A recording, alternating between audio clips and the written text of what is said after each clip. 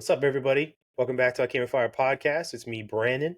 As you can see, Chris isn't here tonight. Unfortunately, Uncle Sam has his ass in a sling. He's stuck doing some shit. And but we are here with Great Girth Podcast. We're here with Tony from Great Girth. I've seen you guys around, man. I feel like I watched your up and upcoming. You know what I mean? Like, I saw you guys like new podcasts. You had like your little Instagram advert that I think like everybody pays $6 for. You know, Yeah. and I'm like, oh, look at these. I'm like, Great Girth. I'm like, dude, the first thing that comes to mind when I hear girth is like how big around is your dick? I was like, I don't know. That's got to be, maybe that's the joke here, you know. And I checked you guys out, and but dude, now look at us, you know, and we're here on each other's podcast, and Right, we're right also on. doing the whole like common sense network thing, which we can probably talk about too, because not a lot of everybody who listens to us is familiar with that yet, because Chris and I haven't even really jumped into what that is yet. And I think we've talked about it on our lives a few times. But anyway, dude, yeah, give us a fucking background, you know, who you are, why you guys started doing the Great Girth thing.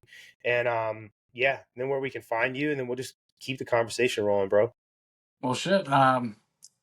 So it's a bit of a long story, but I'll give you a short version. So actually, podcasting for me started because I listened to a local podcast here in Colorado. Well, some of the guys were local. They were all a bunch of different guys that lived like all over the world, but the hosts, the brothers, they lived here in Colorado, and the name of the podcast was the Cult Classic Horror Podcast, and basically they just reviewed horror films, which is like my passion. And I listened to that, man, and it just like every week, and to find out they were local, and then I watched them grow from being local to kind of getting in the big time. So the brothers that hosted, now they're making movies, they're acting in films, they're in TV No shows. shit. Yeah, and one of the other guys, he runs a comic book store that he actually just sold. He's a lawyer now, and he's actually doing a lot of stuff, making his own movies as well. One of the other guys that I talked to personally lives in Florida.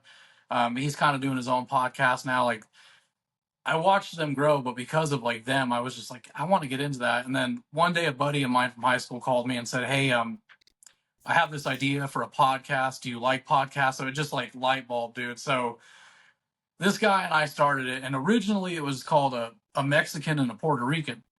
I'm Mexican, he's Puerto Rican. We were like, it's kind of funny because we're both like whitewashed in a sense, but let's talk Sure. about it, you know? And we were trying to go for like a Joe Rogan thing. Like we would get high and drunk and Hmm. just talk. And we did a couple episodes, but as time went on, he kind of just started disappearing on me. And then finally he was like, dude, it's getting hard to put in the time with kids. And, you know, I got kids too, so I understood. Same. But I had to break it to him like, look, man, no offense, but if you're cool with it, then I would like to carry the show on myself, or maybe kind of just do my own thing if that doesn't hurt your feelings. And all he said was, "Wow, I'm sorry, man. I didn't know that you felt that way. If I made you feel like I held you back, I am sorry, but absolutely." And then I just like never heard from him again. Like he's never spoke to me again. I don't know He's what probably happened. relieved. Yeah, I mean, like I'm just like, all right, I guess. So around that time, I juggled with what am I gonna do. I wanted to do the same thing, but dude, even to this day, I can't do a solo podcast by myself, like for shit. I Right. mean, I can last like 45 minutes if I'm really talking about something good, but that shit's hard. So It is hard, dude. I figured, okay, what I'll do is I'll do a show where I'm the host and every episode will be a new guest. So Austin is actually a family member. He is my Mm. wife's cousin. And, you know, I hung out with him when I was dating my wife. Like he was a young kid in middle school. I was just out of high school. So I was getting to know him and there wasn't really like a relationship developing, but over time we just kind of became buds. And anyway, I got this podcast thing going. I told him about it. My daughter goes to a school where apparently every kid there gets fucking COVID. So now every kid has to stay home. Dope. We've been around her, so we've been exposed. This is the early days of COVID when they were really strict. Well, Hmm. Austin takes care of his grandparents, so he can't go home now either. So he ended up staying in my place with me for a week while we were doing a quarantine. We were like, let's do this podcast thing. And I asked him, do you want to be a guest on some of these episodes? And we'll just kind of see how we feel about it. He's like, yeah, absolutely. We did 3 or 4 episodes. And then on the fifth one, I looked at him and I was like, dude, do you want to just like be a co host with me? And I, you know, I just like, I didn't really want to ask you because I didn't know how you felt about it. And he just looked at me and was like, I just kind of was waiting for you to ask, honestly. So He's like, bro, just you just need you to get down on your knee, man, and ask. yeah, and like Just originally I do it. was I was gonna call it canceling Tony because it was gonna be just me talking about fucked up shit, and that's what we called it at first. But with him being a co-host, I figured we got to change the name up and make it more about he and I. And one Yeah. day he threw it out there. He's like, "What about the Great Girth Podcast?" And we just both chuckled like it was stupid, but the more we said it, the more it made sense. And now to this day, dude, I'm glad we picked it because it works. It's our brand, you know what I mean? So, Hmm. but for those of you that want to find us, we no longer have a website because we're working on building a new one. So you can find us on Instagram and Facebook and X. That's going to be at the Great Girth Podcast. You can also listen to us on YouTube and Rumble, again, at the Great Girth Podcast. We're also on Spotify, Apple Podcasts, and I believe Pandora as well. We just started doing video episodes like 2 years ago. That's a new thing for us too. So for our active listeners, they know that. But for new folks, if you want to watch a video podcast, you can find everything on us at pretty much every platform, but only for maybe like, yeah, the last 2 years worth. The first couple years we did this, man, it was all audio and they're kind of bad. I really do beg people not to listen to anything before the videos. Right. The dark ages. Yeah, you can tell like how we grew up, how we Oh were yeah. a really bad show up until now. I mean, we still get complaints. You know, we've been called a talking Fuck them. heads podcast, which I'm fine with because, dude, I'm not trying to capture what Joe Rogan's capturing. I'm not trying to Yeah. capture what Ben Shapiro's capturing. I'm trying to capture legitimately that feeling you got when you were in high school, when you ditched class to hang out with your homies. Maybe you went to McDonald's or you went to Denny's, whatever, you sat there, you thought you were cool and you ordered coffee, and then you talked about shit that was important and shit that wasn't important. That's what I'm trying to I capture. like that. I like that. But No, I feel you, man. it's been kind of a weird ride though, I will say that, man. Yeah, like I honestly do believe that our real I mean we started 4 years ago, but I believe the real startup for us, like the birth, was probably when we started doing YouTube and Rumble and shit like that. That's when we really took off. Yeah. Dude, I feel you because so we haven't been we're not even 2 years old yet. We just hit like maybe like the year and a quarter mark, I think, like roughly. But I've already had three different podcast hosts, right? So like the first guy, so let me take it back even further. Like I've always kind of wanted to start a podcast. I write a lot and used to write a lot more than I do now. And I have some short stories, and like I have an actual like completed book that I've written that just never done anything with, and like so like I like writing, I'm I a like writer being too. creative. Are you? See, I Yeah. feel like you have to have Yep. something like that in your veins to. This is just like another outlet in that vein, you know. And but I won't give too much of the story because like this guy really isn't worth my time talking about him. But we agreed to do this podcast together. We did a few episodes, and then really the short of the story is he tried to steal my IP, and then we split off. And now he kind of does his own thing, and I do this. And I actually think his is kind of stopped. But then my buddy Zach, the one who's been on this podcast the most, as you guys have seen, him and I met when we were deployed in Africa. And we did it for like a full year, and then now like Zach, needed to take a step back, and now it's Chris. You know what I Yeah. mean? So like it's just so funny, like you said, how this has evolved. Like I had these, I think, not really expectations, but like a visualization of how this was going to be and like what I wanted it to be. Because like you said, like I wanted it to be like that Rogan-esque, or like if you ever listened to like Danny Jones podcast, used to be called like Yeah. Concrete Podcast, like Yeah. guests like that, and that originally was mostly my vision, like a Joe Rogan type or whatever, like like I said, Danny Jones, talking to people that had interesting things to say, Right. things that maybe were weird and obscure as well, and that's kind of morphed now into another reason I wanted to start this podcast was because, again, like your tagline on Instagram says, it's like a couple of guys sick of the shit, so we made a podcast to talk about it.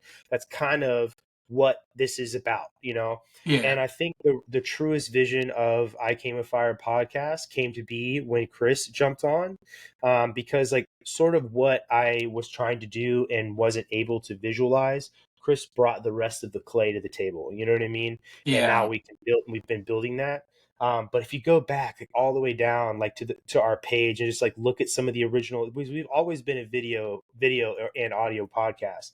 But if you look, like I was just like screen recording shit on my fucking iPhone, like on YouTube. You know what I mean? I was like, Yeah. and I'm just a visual like this looks like total dog shit. And but like whatever, I got to get it out there, you know.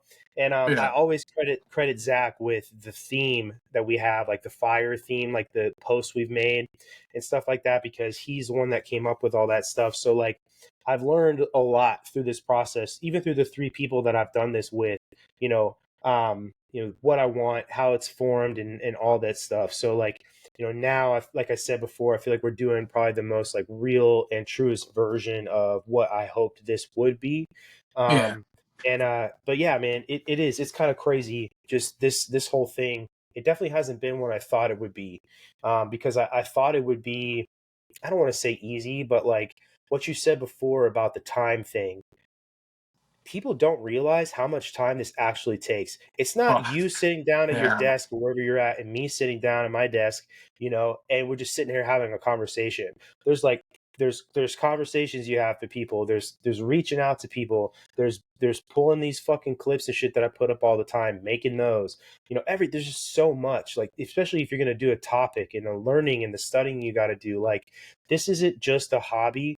Like if you think it's like I feel like you could do a podcast that was just a hobby if you weren't posting as consistently as like you guys are or we are. Like if you're just one of those podcasts, like, yeah, I'll put an episode out when I feel like it. You know what I mean? I'm not going to really make an attempt to build a Yeah. brand. Like whatever, if that's what you want to do because it's just a passion project and that's what you just want to get it out there however you can. Like there's Yeah. nothing wrong with that. But like I feel like for you guys and then also for us, like for sure we're trying to build something and we want that to be something that becomes, you know, I don't have expectations of Joe Rogan, right? I Right. feel like Right. that is almost like, try to be Michael Jordan, so to speak, for like our generation. You know what I Yeah. mean? There's only fucking one. And Yeah. I don't even want to be LeBron because fuck that motherfucker. But Seriously, dude. right, but like I mean, I'll settle for, I'll be Kobe. That's not settling. I could do that. You know what I mean? I Right. just don't want to go down in a helicopter crash, right?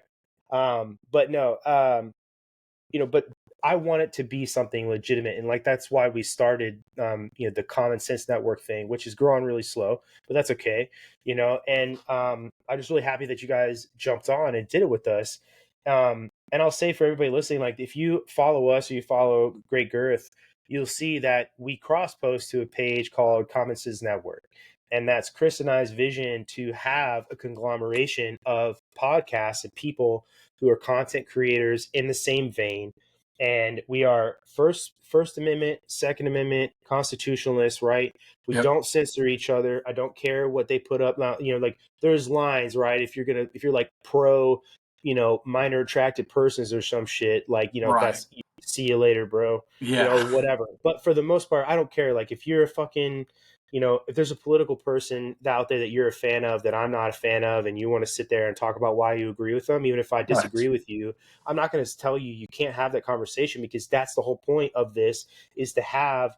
I even put on there, it's like a confluence of free thinkers, Yep. because there's going to be all these things. I know you guys are going to be different, and that's the beauty of it, because whoever lands on that page, they're not going to just get one train of thought. They're going to get many trains of thought, and that's supposed to be the point. And it's Yeah. supposed to also bridge the gap of different ideas, because you got to learn. We have to learn as Americans to settle down and be okay with different ideas, dude. And it's such a fucking melting pot of people. And I know that sounds trite to say, and I almost hate saying the words melting pot, but like I think we're super spoiled with having been the world's hegemon for so long that we didn't care what the fuck was going on until it was too late, like in our own country.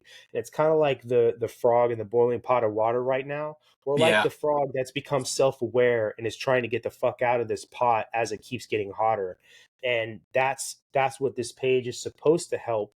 And that's one of Chris and I's goals, to try and help, is to help us get okay with learning from one another and being okay with each other's ideas, and then getting out of that pot of water into a different pot of water that's not fucking gonna kill us. You know what I mean? Yeah. I feel like that's where we're at. I don't know. How do you guys, like, how do you see that? Like, do you agree that like this is like we're at the point where that water is maybe starting to bubble, where we're still alive, but we got to get out. Yeah, I mean, honestly, I do agree, man. I view it as Common Sense Network. I view it as like a almost like a universe, because if you really look at it, a lot of what we have on there, while some of the messaging might be the same, a lot of the imaging is diverse. It's very different. Like Good one point. thing I was concerned about at first, like I was concerned about the posting, because I was like, I don't know if they're gonna want all these fucking memes, because while we do talk politics, we talk about everything. That's the problem, is we don't really have like a niche, like we don't really have something that we stick to. We just kind of talk about whatever. And I Hmm. was concerned, but then I started seeing that there was similar posts like that, and I was like, okay, this is perfect. It really is like a whole universe, something that really doesn't exist, because we have the same vision as you guys when it comes to like a network, a competitive network. But even the ones that are out there right now, like Daily Wire and some of those, the Hmm. problem with them is they're not diverse. They don't have that universe feel. Exactly. They feel very right wing or left wing. They don't feel Hmm. just like a universe. They don't feel like a whole network of different ideas. Yeah, So dude. that's kind of how I viewed it. And I was like, this is perfect, because this is what I've been looking for. And I can't find anyone that's really on board with it, because everybody is so different with their podcast. And I'm not trying to shit on others, but I come across a lot of people that they typically don't take us seriously, because we don't do investigative journalism or investigative paranormal, whatever, like we're not an informative podcast. In fact, we're very informative. And I mean, we've had to address a lot of the shit we've said that was wrong, but realistically, we Hmm. were talking out our ass anyway. So, I mean, we get that. We run into that a lot. And it sucks, because I'm like, man, I love those other podcasts. They may not be like my thing, what I do, but I like listening to those. Hmm. It's weird that they have that, like, you're not like us, don't even compete. Like, that's so weird to me, because I like their shit, dude. I like different stuff. That's why I did the podcast too, was because not just to talk politics, but man, I'm interested in so many things, dude. I love movies, history, dude. You name it, I like it. I mean, we had a buddy on. We were talking about soda brands, and then we started talking about soda logos throughout the history. And that's something that most people don't talk about. And I was like, that's what I like. I like something that's different. And that's what we try to bring. And that's what Hmm. we want to bring with everybody. We want just a different network.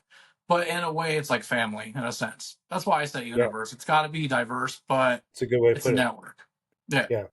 It's funny that you bring that up because you're like, oh man, it's a problem. We talk about different things. And Chris was a little more unfamiliar with you guys than I was when I told him, like, hey, like these guys, we should bring them in. And he's like, okay. And he checked you guys out. He's like, oh man, he goes, they actually talk about other things. Like they're talking about this or that or whatever in these episodes. He's like, that's great. He goes, because no one's going to land on, like you said, like a Daily Wire where they're just going to get one thing all the time. And Yeah. I was like, yeah, dude, that's perfect because if they don't want to listen to commentary on politics or geopolitics or whatever, they're going to get something else, and that's okay, and that's perfect. So you guys you bring a whole nother level of depth and breadth, right? More girth, so to speak, right, to the podcast and the podcast universe. I like that you put it that way. And but it's funny that you say that too about other podcasts because I won't name any. I'll just put it like that. Right. But there have been people who I've touched or talked to, like touch base with about coming on, and at first they're like, "Oh yeah, let's do that. Like I'm all about it. Like I want to as many other Yeah. people as I can." And then they'll hit me back like later, whatever, like later that day or like maybe a day or two. They're like, "Hey, I don't really think this is a good idea anymore." Or like I found this mostly with the paranormal world of podcasting. And I learned this pretty fast that a lot of the other paranormal or a lot of the paranormal podcasts out there are mostly very liberal, which is whatever. But they see us and we're definitely more conservative. And they immediately, I reached out to a group on the East Coast and I was like, hey, we're doing this thing for October. I think it would be awesome if you guys came Sorry, on. man. And Sorry, I keep fucking with it, dude. My wife keeps texting me. My bad. Oh no, you're good. And but they hit me up, and I was like, or like, hey, we're gonna do this whole thing for the month of October. And they're like, "Oh, okay, yeah, let us check you out." And this chick literally wrote me back and was like, "Oh, you guys support Yeah. Trump?" And I was like, over Joe Biden? I was like, yeah, yeah, we do. I was like, is that a problem? I was like, I don't want to have a political conversation with you guys. I was like, I legit just want you guys to come on and, like, we're really going to showcase who you are because we want to see your paranormal content and like the evidence you guys collect as ghost hunters. It's like, so really you're using us as a platform to advertise yourselves and what you guys do. And she just was like, no, I just can't justify, spending time with people like you. And I was just like, cool. And the MP Paranormal guys, we've had them on a few times. They're Air Force vets and real cool and close with those guys. But they're like, dude, one thing we learned really fast in the paranormal community is that there are a lot of liberals, and there's even Yes, people that don't like that we're military. And I was like, that's fucking stupid, man.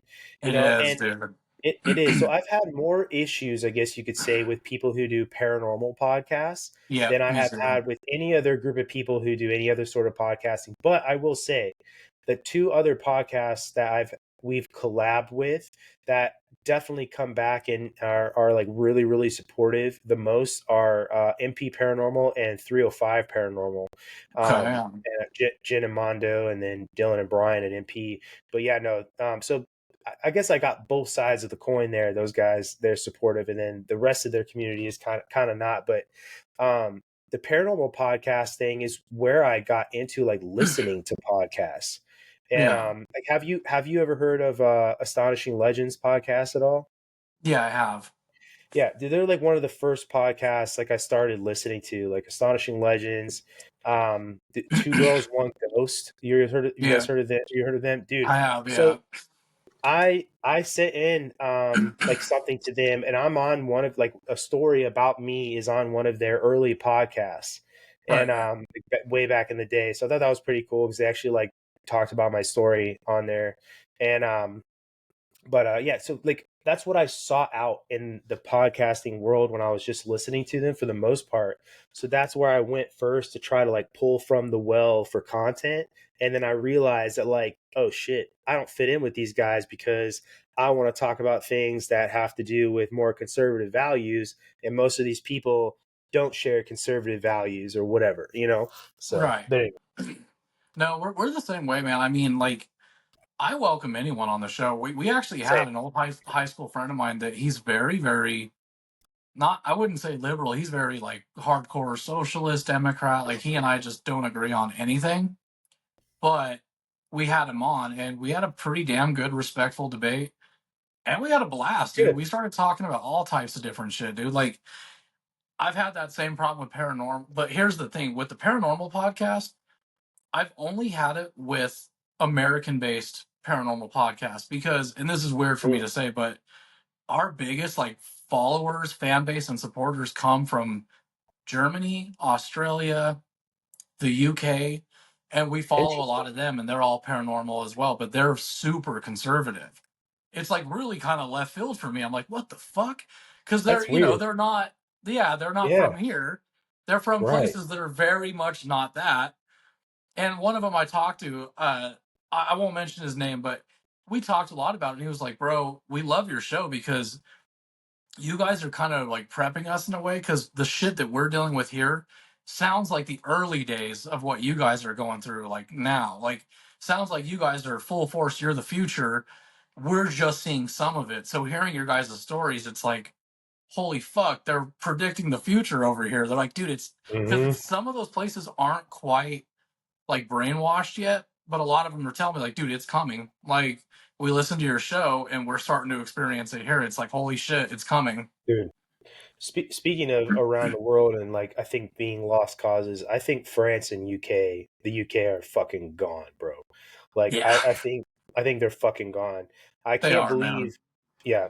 There's like I saw a statistic the other day, and I don't know if it's 100% accurate, but that there are more mosques, like Muslim mosques, in the UK than there are Christian churches now. And Yeah, I was like, dude, that's the fucking crusades in reverse, dude.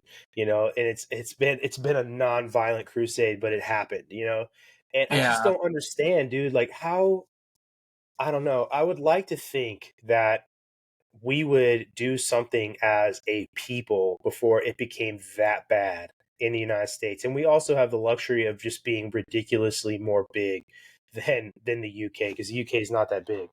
But it just I would when I was stationed in Germany, dude, I was in a somewhat, I guess, an intermediately sized city in Germany where I was stationed, and they took on quite a bit of refugees when Angela Merkel was letting in a lot of those guys, and instead of like keeping them in like the cities in Germany you've heard of, she stuck Yeah, of them mostly in like all these other like lesser known, like be like course. Joe Biden's, yeah, sticking all these illegals in Tulsa. Like how many people from Germany have heard of Tulsa? Yeah, So of that's kind course. of like what it is, like equivalent wise. And but so much violent crime that I went to downtown was because of these refugees that they had brought in, and they Yep. didn't. That's the problem. And that's the problem that Chris and I talk about a lot, is that they don't want to assimilate, and that's the issue, dude. Like, this isn't Ellis Island again. These aren't people fleeing. They hate this country, dude. They do. They hate it. They're They hate living it. here. They don't They're want not nothing to do with fleeing. it. No, they're not fleeing the Eastern Bloc of Europe after World War II. They're not coming over here, from the Irish potato famine, looking for promise and wanting to assimilate and wanting to be just Americans. That's not what this is anymore, And there are people that do want to come in here. That needs to be said, and I'll say that up front. I know there are, because I Yeah. have friends who are, and I've served with people in the military who were Yep. using the military as a path to citizenship, and I think that's outstanding. But Absolutely. Yeah. there's so many people here that don't want anything to do with American values, and there's even politicians. Ilhan Omar, Yeah, dude. that bitch has no ground being a politician. All she cares about is her host nation, which I'm pretty sure is Somalia. And it's just a shame watching this shit happen. I'll say I don't care. People get fucking. That's one of the things that like I think we've taken a lot of flack for, is our stance on immigration. Because I've said it, that there needs to be a 10-year hiatus on and any sort of immigration. There's so many Yep. people in this country now, but I will be goddamned if I see us turn into a place like France or the UK, where it's Yeah. just been absolutely taken over, and your history is getting erased, and the people there want to destroy your culture and replace it with their own. Like, that is it. How could you vote for people allowing that? It just, you have to either be stupid or want to watch it be destroyed yourself. That's how I feel. But anyway, what do you? Sorry, you froze there. What was that last part?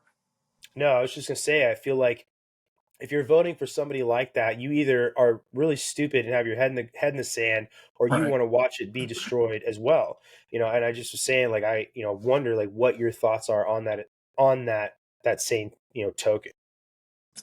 No, I feel the same way. I was just gonna say, dude, you're talking to a minority. I mean, dude, I call myself American. I was born here. My dad raised me with that old school mentality, which was you're an American, act like Hmm. it. You speak English, you live here in America, so you're American.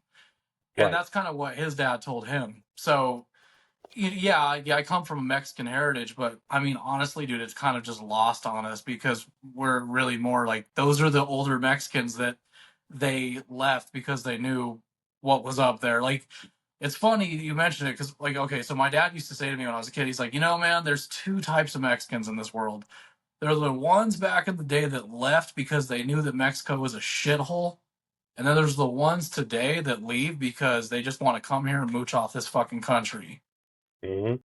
And I was just like, as a kid, I was just like, you can't say that, Dad, but like, as I've gotten older, I've learned it too. I'm like, yeah, dude, it's fucking annoying. I actually have mad respect for one of my best friends. I've known him since we were in like first grade, man. He and his parents worked their entire lives to get citizenship. They did not get citizenship until he graduated high school. Damn. That's how long it took them, and that's how hard they Right. worked at it, dude. They worked jobs and they were on work visa. Like they actually had to pay taxes on a program. So they did everything the right way, and like they cherished that. And I'm like, dude, I really wish more people could be like that. I hate to say it, but No, there's nothing wrong with saying that, dude. it just sucks If I because there's too many people that come here, dude, that they don't want anything to do with this country. And it pisses me off, dude, because we're the it only should. country where you are so free you have the right to hate that, and so many people do. I don't. It's like bizarre to me, dude. It's Some crazy to angsty hear. teenagers. Oh, dude, don't even get me started. I have like sister-in-laws that are like young kids, like 19, 20, like just pretty young. And they walk around saying shit like, no, I firmly believe that we need to have some of our rights taken away. And I'm like, yeah, dude, you You're are fucking dumb. indoctrinated. You are literally stupid. Yeah. Yeah, Yeah. man.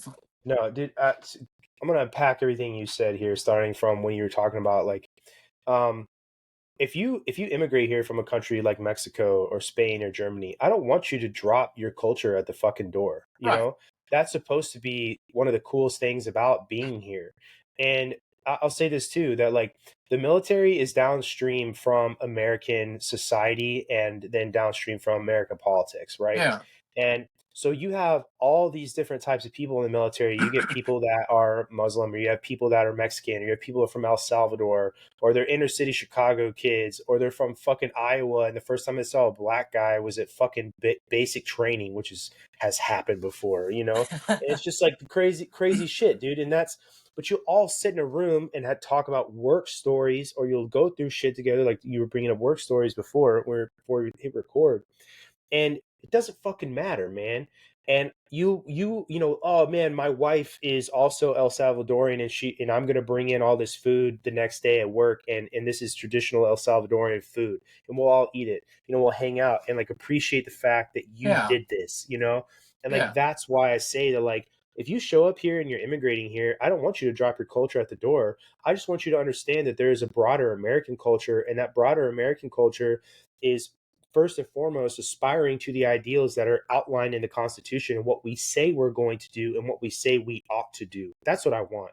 I want you to Right. be and understand, like, sure, like, yes, you may be German American or you're French American or you're Mexican Right. American, but you are American, and that's first. Now you're here, and that's what that's what should happen, because that is what's going to sustain these things. It's like that. The idea that, like, if we're all going to be one group of people, then we all have to, it's almost like a hive mind, not in a bad way, but like in that focus, it's this is the American ideals we're all now aspiring to, and then the other half of what you were saying as well is like, yeah, there are people that come, and there are a lot of people that come here because of the free benefits. I have no doubt that the majority of the people that are flooding across our border and doing it illegally, all these quote unquote gotaways, like they like to say, dude, like, yeah, there are probably a good number of those people that would, if there was a better system, try to do something to fit in line with that system so they didn't have to spend 16, 17, 18 years like your friend's parents did to try to become Yeah. a citizen. Because I do think there's something wrong with that, Right. that system.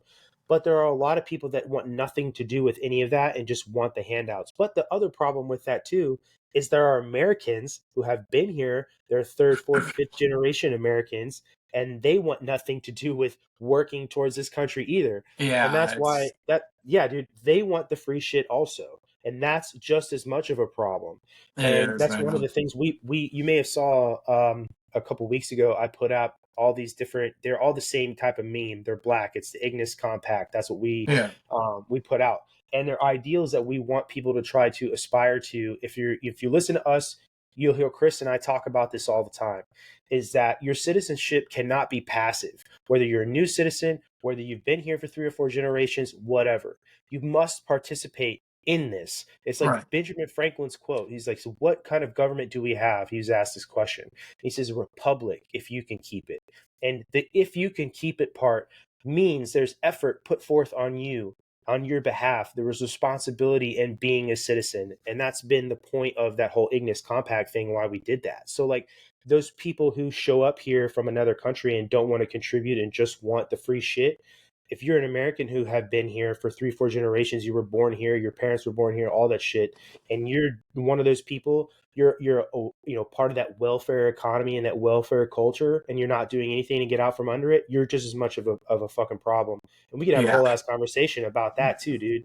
But when I said the whole angsty teenager thing, talking about how, like, you're like, I don't understand. You come here, this is the freest country in the world, right? And Mhm. you're mad about it. You want to hate this place. It is. It's like an angsty teenager, because What the Yeah. fuck responsibilities do you have? I mean, and some 16-year-olds have more responsibility than others, right? But Yeah. you've got a roof over your head. Your parents are legally responsible to take care of you. You eat 3 square meals a day if you want to. You probably have a car. You can go get a Yeah. job. Life You is know all good. these things. Life is good, bro. Life is good. I just got done telling my daughter this. Like, listen, when you get older, the moments you're enjoying right now, sitting here on the fucking couch, are the ones you're going to think about the most as an adult, right? Yes. So what does Yes. an angsty teenager want? They want to move out. They hate mom and dad. They hate the Yeah, house. dude. Even it's like they don't. You're missing the forest through the trees. You know what I mean? Like you're just here because you want to be able to do whatever it is you want to fucking do because the government's going to fund it. But you don't want to actually contribute to it because instead of understanding that the United States isn't a thing, kind of like that quote from Gladiator, bro, where he says Rome is a whisper, right? He says Rome Right. is an idea, right? A whisper and it could disappear. That's it. That's what the United States is. It's those Yeah. ideals. When we sit here and say life, liberty, the pursuit of happiness, we are all endowed with rights from our creator, all of these things that we're going to, all men are created equal. These are ideals we're trying to live up to. That's the point. And people seem to think that those things on pen and ink, right, or ink and paper are things that have already happened or things we're lying about doing, right? And some people can't confront the idea that we haven't attested ourselves to those ideals all the time because we certainly have not, right? But Yeah. that's the fucking point. They're ideals to attain to, and that's what it is. And it's something everybody coming here and stepping foot on American soil should be trying to do. And that's what my issue with everybody showing up here illegally. They're not contributing to that and they don't want to. They just want the free shit. Right. Dude, it drives me nuts because, like, dude, I don't even ask that you embrace the American ideology, but I ask that you learn it and you occupy it. Mm, You don't have to get rid of your culture, but you need no. to learn to assimilate with ours Yes. because we all have to live together. So you can't just expect us to kowtow to you. Like, we can't just bow down and be like, you know what? Yeah, you're right. Fuck our country, but hey, welcome. Like, no, dude, that's bullshit. And like, Have you ever traveled abroad? Like have you ever gone to like Europe or anything like that? Or I'm gonna be honest with Japan? you, I have not, but here's why. Okay. And I'm sure this will change, but I'm gonna be honest, and I know how like asinine this sounds because everyone thinks I'm stupid, but I actually have like no desire to explore any other country. The reason why is because I'm like, bro, I love mine so much that it's home to me that I do feel that I might get homesick. Mm-hmm. And I love my country, man. I love how free it is. I love everything about it. And I know how fucked up that sounds because it sounds like I don't care about the rest of the world. It's not that at all. It's just I don't have the desire to learn about that yet. I'm sure that's going to change because most people travel a lot when they're older and retired, and I have a feeling that's going to be me. But I mean, like, if there was some place I wanted to go, like, for sure, honestly, I would love to go to Sicily, man. Fucking, I'm obsessed with that culture. I really am. I want to Yeah. learn a lot about it. I want to be there and experience it. But on the same note, I'm like, yeah, that'll be when I'm a millionaire, maybe. Dude, when we're both millionaires, right? Hell Yeah, yeah. exactly. Well, I asked because the point I was going to make is if I lived there when I was in high school, in Europe. I lived in Japan as well because my dad was active duty, and then I was stationed in Germany, with the Air Force. But when you go there, the Germans, the French, the Spanish, the Italians, they all 100% expect you to assimilate to the culture, even if you're there for 2 fucking weeks. Like, Yes, yeah, exactly. something as dorky as like you don't order a cappuccino at dinner. Like the Italians are Right. gonna look at you like you're a fucking retard. Right. Or like Why the is it that French. why is Mhm. it that we're the only country, bro, where it's Dude, racist if we do it? it is. It's a double standard, man. You Bullshit. go. It is, dude. When you go to Germany, I've met so many Germans or even the French, right? Who are like, hey, listen, I don't care if you're butchering the German or the French language, but if you show up and you ask me a question and you're trying to do it in French, most Germans and French, they learn English because that's how they talk to each other, right? That's Yeah. like the conduit language in Europe is English, right? But Yeah. they're like, I don't. If you try to talk to me in French because you're lost, I will more than likely, like, I will say, I will appreciate that you're putting in the effort to speak to me in French and then help you out. Whereas if you walked up to me and you're like, hey, where's this train station? Right. And don't even try. And they'll tell you that. Right. And that's okay. And you know what, though? As a guest in your country, I fucking want to do that because I Yeah, have respect for the fact that you have culture and language that aren't mine. And I feel like it's wrong to expect you to just be okay with me, an American, showing yeah, up and being like, "Hey, you French piece of shit, fucking where's the train station?" You know, right? Like, or right. whatever, you know, like, or you, Well, hey, crowd Germans, let's fucking, where the fuck is the, dude, exactly. especially if you're in a foreign country, because, dude, you are literally alone. You have no support. So your Right. best bet is to make friends. You know what I mean? Like, Hmm. that's what's expected of you. And I think that that's the correct way to do it, because any other country does that, man. But for Respect. whatever reason, when we do it, it's a big fucking deal. I think it's because people know, though, that most, I read this back in 2016, it could have changed, but typically most countries to this day now have, or at least to this day, they have a form of English dialect, Hmm. but they still expect you to speak their language. So Yeah. why is it wrong if we do that? You know what I mean? Like, I don't think but it, you know, and we have intentionally not had a an official language for to support the idea of being the melting pot. You know what I mean? Because there've yeah, been plenty of people who have pushed like legislatively to try and make English the official language in the United States, but it's never happened. But the right. majority of us do speak English. You know, and again, like in Europe, they speak English to each other to get by. If you're a German trying to get a hotel room in Italy, right? 99% of the time you're probably going to speak to the front desk, in English because she's going to know English more than she's going to know German, and likewise Yeah, you're going to know English more than you're going to know Italian. yeah, it's a It's like that. universal language. It is. And it's so funny because Americans, so many of us are not bilingual. But if you go talk to somebody from Europe, or even like some of the Africans that I met, like the Djiboutians, the Kenyans, like they are all bilingual for the most part. They understand. And dude, even some of the Kenyans I met, they went to school in England because obviously like Kenya was colonized by the UK. And some of them speak, it's so weird to hear them speak like proper Oxford English. I even said to a few, I'm like, bro, you speak better fucking English than I do, dude. Like, they're like, oh really, I speak it's like, yeah man, you really fucking do speak like way better English than I do.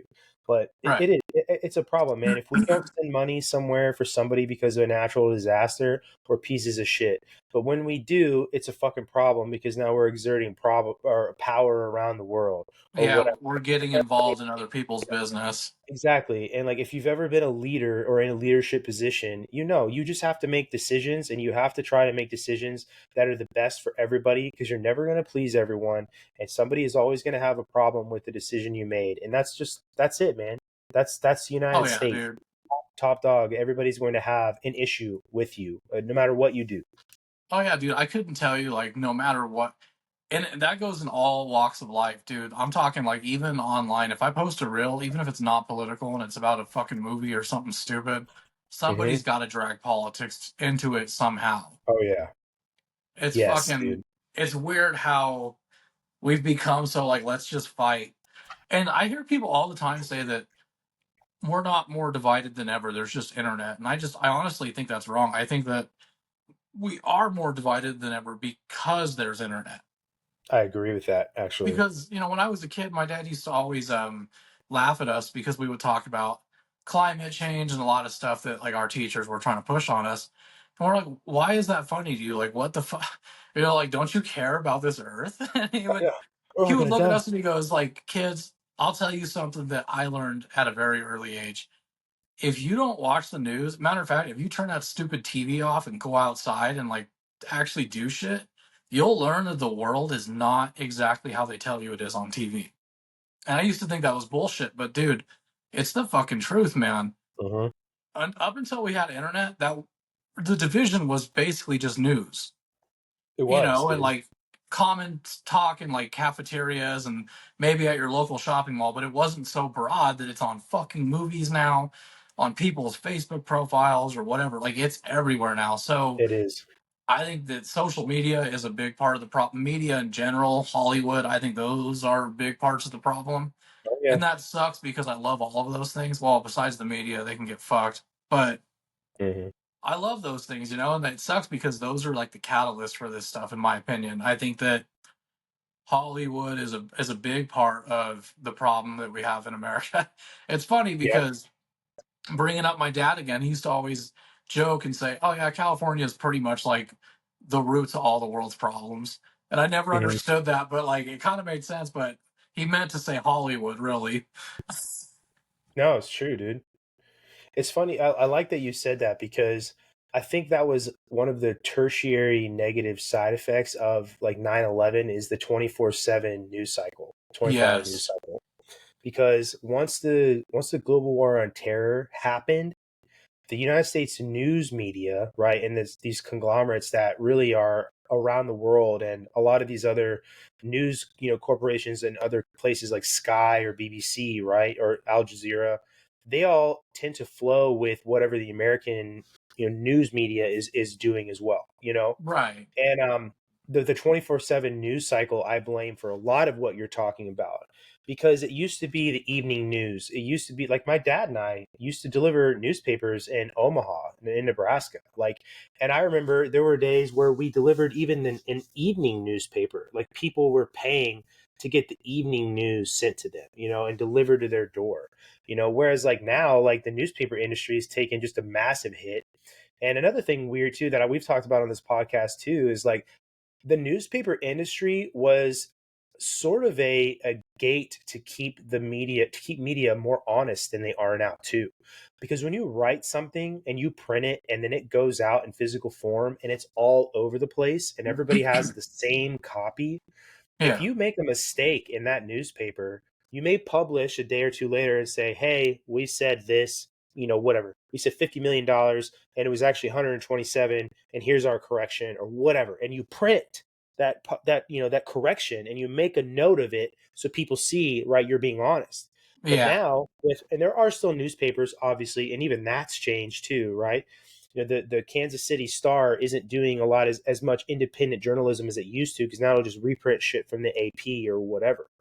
But everything is online now, man. Like if you make a Hmm. mistake, like, you never. Like, how many times have you? I bet this has happened to you, where you've gone, you're like, "Oh, I saw a headline about this," and you're talking to a buddy, and you're like, "Oh man, I saw this," and you go to Google and it's fucking gone, and you saw that shit. I'm Yeah. telling you, man, they just go in there and they delete or they rewrite. And I have seen like online articles like acknowledge like a correction they made, Yeah. and you'll see that. But how easy is it to just go in there and edit the source document, and then that's what gets shit out all over the place, and you don't have to take any sort of accountability for it. And I know that happens. Dude, screenshots. Like anytime I find something that I know is Screenshots. fucking gonna be juicy and like Yep. offensive, I Yep. screenshot it or I Yes. download the video because I know it's gonna get deleted and I'm like, I'm gonna repost the Yep. shit out of this. Yeah, dude. But that's it. That's again going back to what you said, man. Like I agree with what you said that we are more divided because of the internet. Yeah. And the internet is a much better tool to manipulate what and how we think than the media even in the 90s. Like I assume based on your email address that you were born in the early 90s. You know what I mean? I was born in the late 80s, so we're not that Right. far off of one another, and it's such a millennial thing to do, right? To put our fucking birthday. Somebody must have told us that shit back in the day after they told us how to write that cool S thing that Yeah. everybody seemed to know how to do, to put your name or your birth year and your email address. But Well, that and when you call someone, you tell them to call you back at your number as if they don't have caller ID now. that's true. Yeah, how funny is that? Exactly, man. It's just like how you get up in the middle of the night and you're trying to go online, but your computer's yelling because it's fucking dial-up internet, 1994, or Yep. whatever. But Oh anyway. yeah. No, dude, I agree with that. It is the internet has divided us more because you have an algorithm which is showing you what you want, right? Which is beneficial because if you're going online for specific sort of content, let's just say like your YouTube algorithm, right? Maybe you like watching reaction videos or you like watching people play guitar. It shows you people playing guitar. That's good because that's what you're going there to see and consume Yeah. content wise, But then you have these platforms like TikTok, which have perfected the doom scroll, and it just is so fucking good at showing you one thing after another that you want to Dude. see and that it knows you're Yeah. going to fucking like, dude. And it's all this shit that creates an echo chamber that you get Yes. stuck in, dude. And that whole chronically online thing is what you're talking about. Go touch grass, right? Get the fuck Yeah. offline. Go have a conversation with people. Yeah. That is such an indicator of how A, the internet has divided us, and B, that really the reality is in you, it's in me, it's in the human interactions that we have with each other. Because I bet, you may have you could argue with somebody online, and his screen name is fucking, like Butt Ranger 63, Yeah. right? Something And then you stupid you usually. may right, you may meet him in line somewhere, and you guys can have a completely and totally civil conversation, you know, and you guys Yeah. probably agree more than you realize it, and it, if you could just get to having those conversations like that, I think is really the root and what could fix this shit. Yeah, exactly. And that's the thing though, is people just aren't talking. And I blame social media for that too, because Hmm. that's how people communicate now. And dude, like I was addicted to fucking with people online. I was a troll myself to the point that when I did the podcast, that just wasn't healthy because I started fucking with people that were fucking with me. And then I was like, what am I doing, dude? I'm doing the exact same thing I'm bitching about. So I just stopped like looking at comments and shit a lot. Like, dude, that's why like sometimes whenever someone comments on our stuff on Instagram, it'll sometimes take me days to even respond to it because, dude, I've just learned that a lot of that shit, it is like an echo chamber. Everyone's just stuck. And most of the Hmm. time, those are people that are bored out of their mind, dude. They're just wanting to fuck with people. Like, because again, I used to do that. So Hmm. I've just gone to ignoring it because that's their way of communicating. I'm like, dude, I'm not going to communicate with you like that. That's fucking retarded. I'm sorry. I'm not doing it. Like, I'm not going to argue with someone that I don't even know of, dude. It has no value to me. It provides nothing. It's not predicated on anything. So That's good. I won't do it. But then that makes me sad because I'm also not communicating. Hmm. That's kind of where we're at as a society. Like, dude, it's worse with teenagers too because Mm. I see these kids, man, and it's almost like a stiff breeze would literally just push them the fuck over. Oh, Even when I'm dude. like brushing past them, like, oh, excuse me, sorry. They're just like, they don't talk, dude. They're so used to Mm-mm. this shit. So when you try to talk to them, it literally is like talking to a lost child. And that's not normal because I'm like, man, I remember being a teenager and we were loud as shit. We were annoying as shit. We didn't really have our phones on us. I mean, we had like flip phones and shit. You know what I mean? So even when we Right, had but smartphones, like, dude, I graduated high school when I got my first like smartphone. It was hmm. the like the iPhone 4 or whatever. But Okay. even then, dude, that thing was so limited in what it could do Right. that what it had to offer just wasn't enough for me to be stuck to it. You know what I mean? Like No. it's clearly different times. Applications changed. Oh Applications yeah. like you could like, oh, can you I remember even asking people this stupid question. Can you get on Facebook on your phone? Like the Yeah, dude. website? It's like, yeah, you were getting on Facebook as a website on your On phone. And then I yeah. remember learning like, oh, what's an app? Oh, Facebook has an app? Oh, it's just like this super streamlined way of looking at Facebook and being just blown away by it. You know what I mean? It was pretty cool. Right. It was. And we're the first generation to like really experience that. And Yeah. so we've gone through that. But you and I, we did the whole playing outside thing. But these kids that you're talking about now, these ones that are even, and I saw it a lot because when I was still active duty, a lot of the airmen that I would talk to, when I say airmen, I mean like the 18 to 22-year-old crowd, right? Because everybody in the Yeah, Air it Force does. is an airman, but airman also is a rank, right? And it's, in the lower end of the enlisted tiers, and they're all 18 to 22 years old, and you talk to them, and it feels like you're talking to a foreigner almost. Yeah. They don't have the same mannerisms, the things that I could relate to you with, even in an unspoken way, right? I can't do that with them. They don't understand that. I just saw like something on Instagram the other day, and it was like oh, I love that smell when a thunderstorm is coming and you know it's going to come.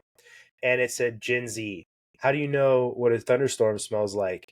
And the other person was like millennial. It was like, oh, it's because you didn't play outside enough. It's something like, but that's true, dude. It's You true, know, man. It's two it different is. worlds, dude. so two different worlds, man. And I'm thankful that I sound like my grandparents or like my parents, I like, know, me too. but it's so true. It is so true though, right? I'll admit that 100% here, 37 years old. Like, they were right, dude. Being outside, it's Way better. yeah. And I was reading something the other day about why this generation, like the Gen Z and like Gen Alphas, that they actually crave to what you were saying. You have, teenage family members who want to, are okay with losing rights. Like, why they're okay with tyranny, essentially, Yeah, and they don't understand what it actually means. And it boils down to you and me running around the neighborhood as kids. We are taking legitimate risks every single day. I mean, yep, there were times where, like, I remember having conversations with fucking hobos, right? Like, me too, and dude. dude, you just disappearing for At the hours, local man. skate park. Dude, the skate park. I even remember when I was my dad was stationed in Nebraska. We used to ride our bikes down like the back half of the base housing complex. It was just Yeah, this massive ass fucking hill. It would just haul ass. And at the bottom of it was a strip mall, and there was a Christian bookstore there. And the lady there, we could go in and she would give us candy. But on the way out of there one day, some fucking homeless guy was like right where we would cut back into the woods and kind of walk our bikes up this massive hill. And I just remember him asking my buddy to give him his belt. And my buddy gave him his belt. And then the guy told us to fuck off. And like, I was like, what the fuck just happened? We all just kind of right. like, we're like walking away, scared as fuck. You know what I mean?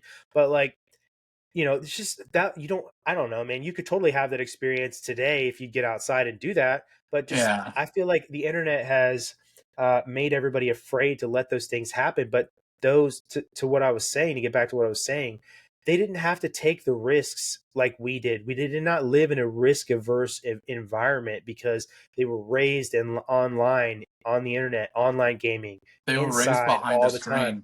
They were Yeah, dude. raised. There's no risk inside, dude. Like, I guess it's like you can't take a fucking lion that's grown up in a zoo its whole life and release it back into the wild because it'll fucking die. Yeah, It'll get killed. It won't have the tools necessary for real life. And, I've beat this dead horse at almost, probably half the podcast we've done. But I'll die on this fucking hill that the 18 to 22-year-olds coming into the military now, they're the reason why it's changing and it's gotten worse, and it has become this entire pussification of the armed services. indoctrinated since youth, man. Well, They started fucking these kids up. Like, honestly, they man, I think that a lot, because my dad tells me all the time that it's always been that way. He's like, man, I couldn't tell you how many teachers were like, have fun celebrating 4th of July, a holiday created by a bunch of white men that liked slavery. He was like, dude, I couldn't tell you how common that was. But in the same sense, I'm like, I don't know, man. I honestly think that like after 9/11, a lot of shit changed, especially with the curriculum. And these Mhm, kids, a lot of them, they didn't learn like World War II and shit like that. Like, they mhm. started learning about current events, and like that's just not healthy in my That's a opinion, good point, because actually, man. that's fucking crazy. It's like okay, one of my younger brothers, he's been out of high school for years, but we were talking about World War II, and I was like, "What did they teach you about it?" And he was like, "Dude, not shit. I had to go to a library to learn about it because." He was like, "What we learned about it, we glossed over it. It was essentially that we were afraid because communism was working in Germany. We had to get involved because if we didn't, communism would spread over there and it would eventually come here. But it was working so great in Germany that Russia was going to side with them." And I was like, "What the fuck?" And I was like, "Is your teacher liberal?" And he was like, "Well, dude, all of them are like Democrat and shit. Like, you can't even have fucking American flags in school." And he was like, "Yeah, dude. Like, BLM they." flags are fine, though. Yeah, dude. Exactly. And he was like, "It's bizarre, man." And he was like, something just fell off. And he just like he could pick up on it. He's like, "This has to be bullshit, dude," because pretty much since like elementary, I was taught that we're the greatest nation ever and that we did a lot of great Yeah. things. Like, what the fuck happened? And like, he had to go to his fucking library to learn this shit. And he actually had to go to a library that was outside of the school because he said that in the school, a lot of the like textbooks and stuff or like the history stuff, they pretty much got rid of everything after the night. Like, well, they got rid of everything up until like the year like 99, 98. He was like, you couldn't find anything else in the school. Everything was all just like current events or basically anything from when I was a child. So he was like, I had to actually go to a library and find this shit and learn about it because I wanted to know the truth. It just sounded like bullshit. And he's Hmm. like, sure enough, I knew right away that that was fucking stupid. And he was like, dude, it sucked. I didn't get to learn about the Cold War or any of that. I had to do that for fun when I worked at like the deli at Walmart, like a podcast. He's like, I had to learn that stuff for fun. That's stuff that they should teach kids. And I'm like, yeah, I'm glad you see that because most kids your age are fucking gone. They don't even Hmm. realize that stuff happened, and that's why they're so fucked up. Yeah, no, dude, that's I've never even thought about it that way. That it is a flip from learning history to learning current events.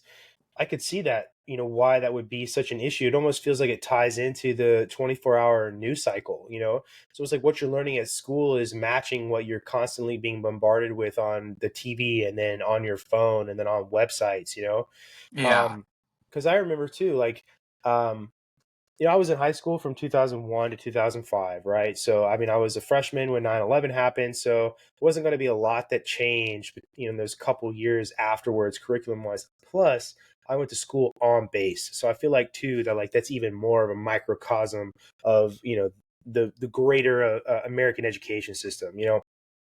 Um, but I learned about World War II. I learned about World War One. I Yep. learned about when I got into college. I learned more niche things. Like I learned about the Bolshevik Revolution. I learned about Emiliano Zapata. Like all these other people that that they kind of jump over. Because you kind of like jump from like World War One to the Great Depression to World War Two, and then now we're talking about like Vietnam. Maybe you'll skip Korea, and there's not a lot of like the in betweens. And like that's kind of what I've always thought like college was.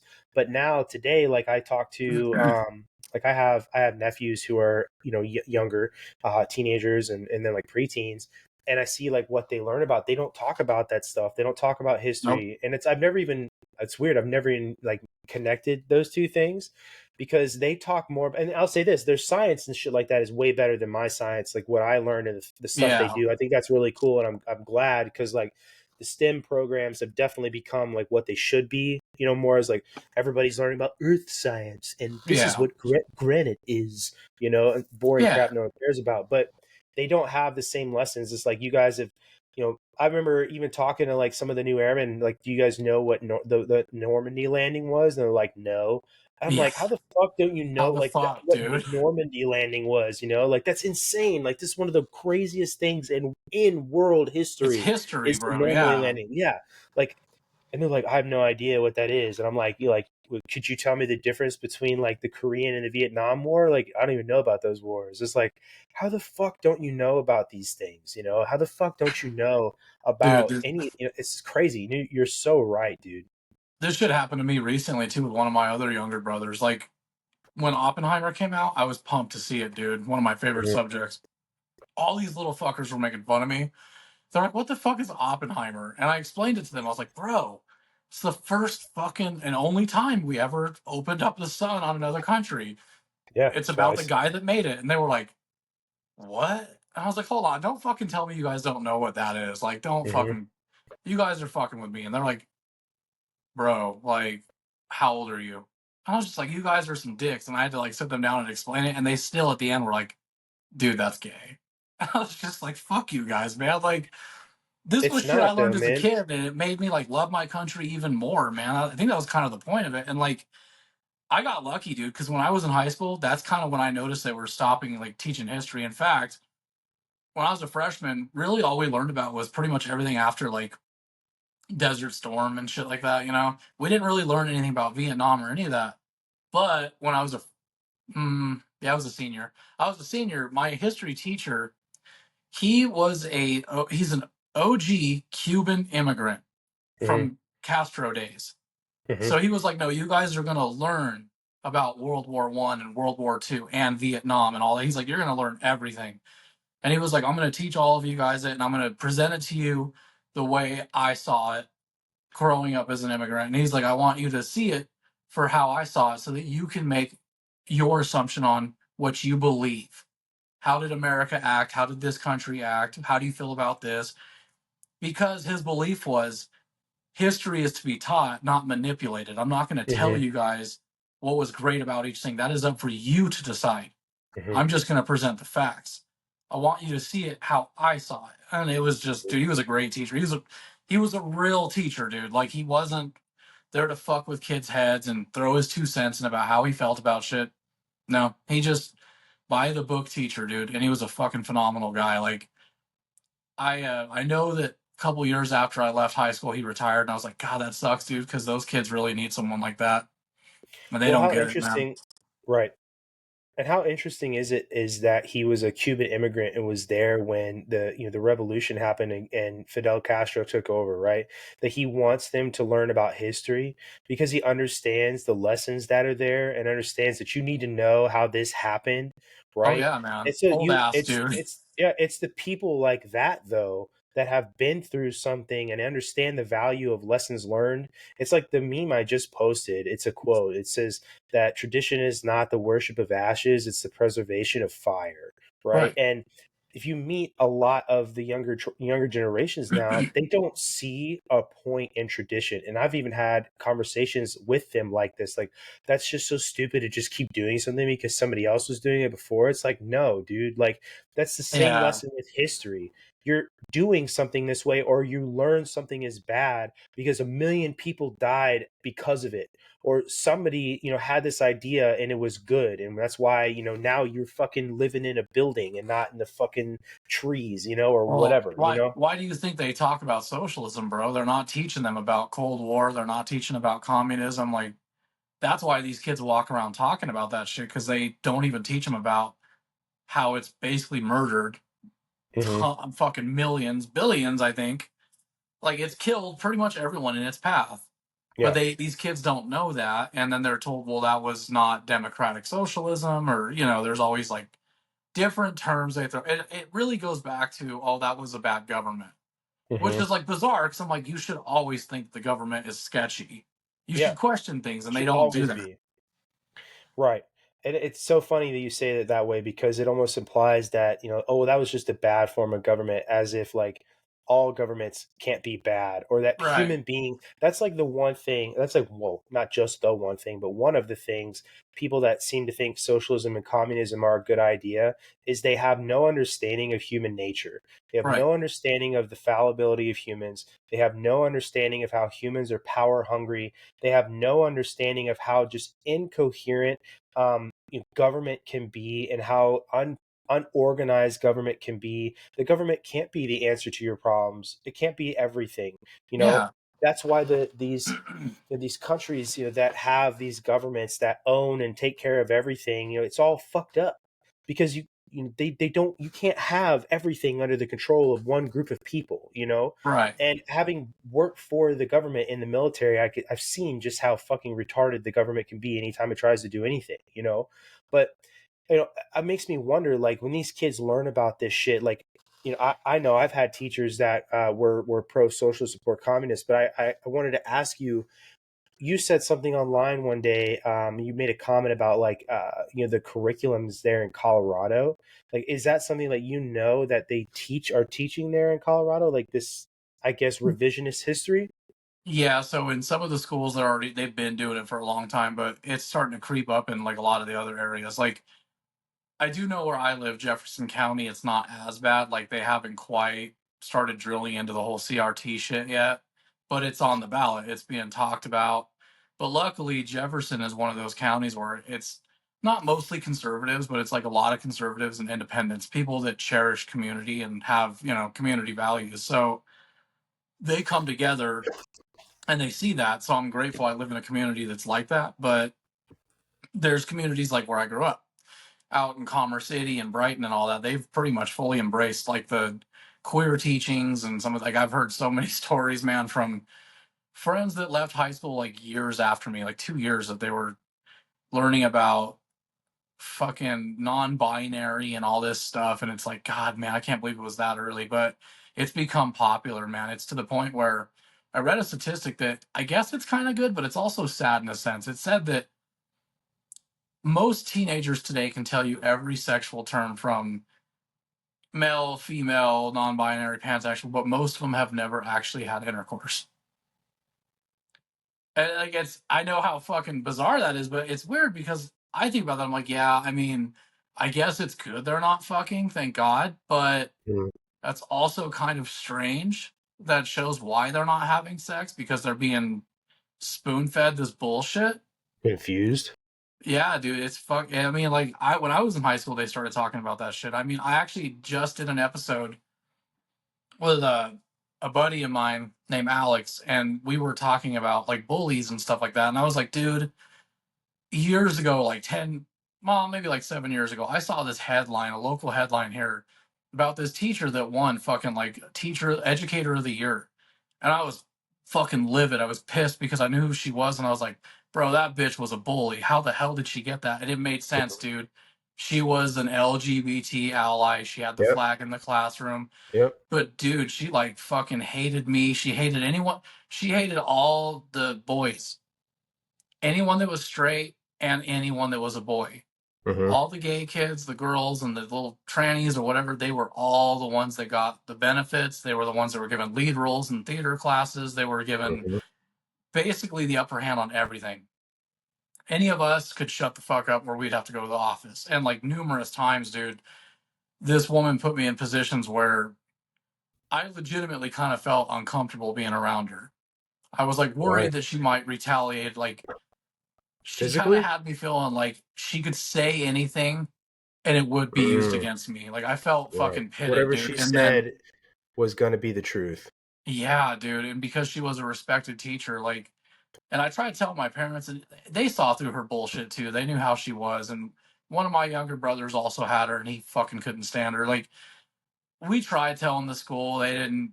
They didn't listen. They didn't bat a fucking eye, dude, because she was the most loved teacher there, because she was the most accepting of gay, and she would just like fucking lash out at you if you talked about Christian ideology or anything that went against her like free loving politics, dude. She was just a monster, man. She's someone that should not be around kids. Yeah, But that's the exact opposite of what you should want a teacher to be. yeah, man, and like I just see that and I'm like, she's still fucking teaching. Hmm. And she's probably making it worse, dude, because this Probably. was pre like LGBT and all that. This was more when it was just like a whisper. But it became such a big deal, you know, over time that I look at it now, I'm like, I bet you it's worse than what it was. And I know that, yeah, from friends that I grew up with who have siblings, I've sat down with them because I really don't want to talk too much about this, but I'll get into it a little bit. Years ago, I was going to make a movie, a documentary called The War Zone. Hmm. Me and a buddy were going to go school to school and try to interview like teachers and kind of get like the inside scoop on what's being taught to these kids, ones that are willing to talk about it and ones that weren't, because I had contacts with former teachers or people that were teachers that were willing to hide their identity but talk about shit that they're being forced to teach kids, or how they're not allowed to talk certain politics, or how some teachers really are like in a clique.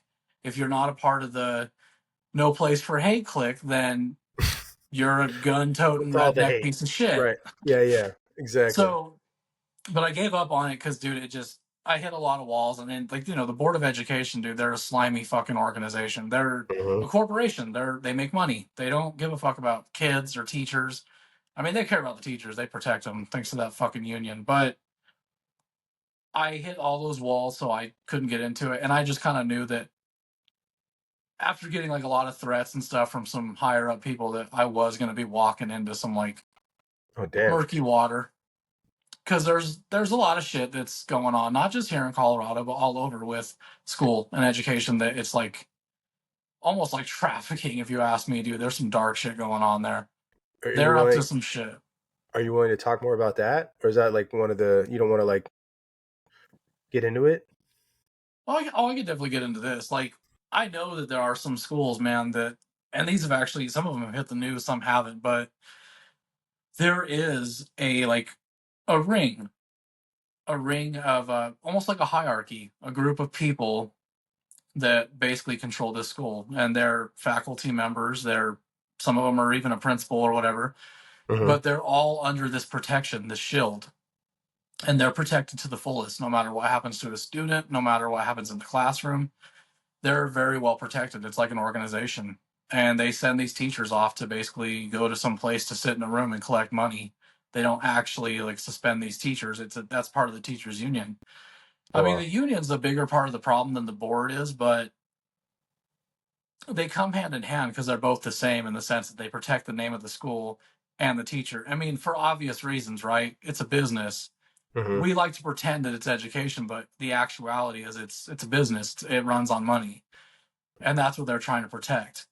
So when you got these parents that get angry and start getting involved, that group starts initiating getting the government involved, and it goes higher than just the local school. Man, it really is Hmm. something where parents actually do kind of have to watch what they do. They have to watch where they go. They kind of have to watch what they're doing online because this enterprise of people that are on the board of education has connections to the government. I mean, they take endorsements from the Democratic Party. That's been something that's been known here in Colorado, which is actually illegal, by the way. Hmm. I'm not going to get into that, but that's something that's common knowledge out here, unfortunately. But that's why I say they have links to the government. So it makes it that much easier for them to get away with brainwashing these kids. It's not as easy as just going in there and saying, you know what, I'm not having this shit. Like, those schools are pretty much protected. That's why I say it's an enterprise. It's a fucking group of people that watch over it. It's an asset. That's Well, the I mean, board. to your story, this is the same thing that they were questioning the Attorney General Merrick Garland about, even recently, about how he may have directed or did direct the FBI to monitor and surveil parents on PTA boards and boards of education around the country, and Yep. using people to spy on these people essentially and violate their First Amendment rights. And Yep. then also going to like Catholic churches specifically, and for to spy on those people too, as like domestic terrorists essentially. Yep. And so it's crazy that you as a parent, you think, I like what you said, that we like to think of it as education, right? That you go to the school, these teachers, they have the best intentions for your kid. They want to teach them math and science and history, and you're going to go and they're going to have costume parties on Halloween, and you go to the PTA meetings and you're going to talk about whatever, and like it almost implies that the community is involved in that education process. And more you realize, and I don't know if it's changed maybe over the past 30 years since I was in school and now there's other kids in school, and maybe it used to be this way, but the more the government has had a hand in it, the more it does seem like a business or a shadow business exists behind the curtain. And that's what's really going on, that parents showing up and having these conversations and complaining about the things. Like, you see these videos all the time. These Yeah. parents will have a book from the library in the middle school and it's talking about fellatio to dudes, like how to fucking have anal sex, Yep. or whatever. It's like, dude, I'll say this too, right? Okay, because like I remember first reading Pet Cemetery, all right, in Fuck eighth yeah. grade, Stephen Love that King. book. Okay, Yep. great book, but there is shit in Stephen King books that is sexual and is not okay for kids, right? Yeah. But I could check that book out at the library, and I guess I'll say that I think it's better because it's Pet Cemetery. It's make believe, is about a cemetery. You bury Yeah, it's something and it comes fiction. back to life. It's an evil version, right? It's not a instructional book on how to Yeah. blow your boyfriend in eighth grade. That's totally different. The intention is to teach a kid about a sexual act, and there's Yeah. no business being there. And so you see these parents that go to these meetings, and literally I'm sure they feel helpless because probably nothing gets accomplished other than them getting to say what they want, essentially. But even then, dude, like, I just watched a video the other day in Georgia of parents being dragged out of a education meeting. I don't know if it was a PTO thing or whatever the Some of fuck it them are getting was. arrested, dude. Right, getting arrested, dude. Uh, that's the kind. I'm just gonna say, like, that's when the groups need to start getting together and doing something Yeah, about it, man. because like That's it's overreach, dude. it is it's not those teachers there that they live down the streets, Mrs. Johnson, who teaches fifth grade, Oh and man, we on the it's corner, she higher lives up down. than that. Yeah, it's not, dude. It's not like that, where I don't. And again, I don't know if it's changed and that's the way it used to be. Brown versus the Board of Education, like that's where this also. I know that needs to go away. We could get rid of the Department of Education. We could have a conversation about that too. But I don't know. What do you think? Like, has it always been that way, or do you think it's just gotten worse maybe over the past 30 years I or honestly think so? it's gotten worse, dude. Because I do agree that things have always been bad when it comes to public school system, Mm-hmm. but I do think it's gotten worse because now we don't have to now these individuals don't have to hide behind a mask anymore. They're allowed to show this shit to kids in schools. They're protected. That's what I was saying, that these teachers are protected. Even the ones that get Mm-hmm. removed, they just get transferred to another school. Like, they are protected. That's why they do this. And it's easier to shape a young mind because it's that much harder to break it when they're older. That Mm-hmm. I think that's why they do it. I mean, that's literally brainwashing. It's like herding the sheep. But yeah, I think it's just gotten worse, dude. And I think it's actually kind of getting better because we're seeing it out here. A lot of schools are closing down and people can like feel it looming Really? in the air that shit's just not okay. Like public schools or private schools? Public and private schools are Okay. just shutting the fuck down, dude. It's because they're losing funding because parents are not taking their kids to school anymore. More and more Good. parents are homeschooling their kids.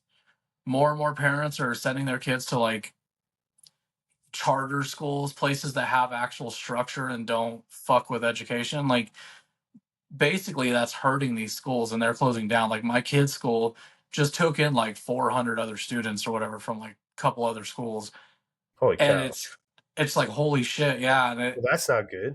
yeah, dude, and like people see it and they're like, what's happening? And it's like, dude, people are waking up and they're seeing it. And unfortunately, man, I hate to say this, but with my experience with trying to make that documentary and with what's going on currently and just being a dad and seeing it more and more, I do honestly think that the public education system is going to have to fail. It needs to collapse. Mm. We have to start over. It's just not.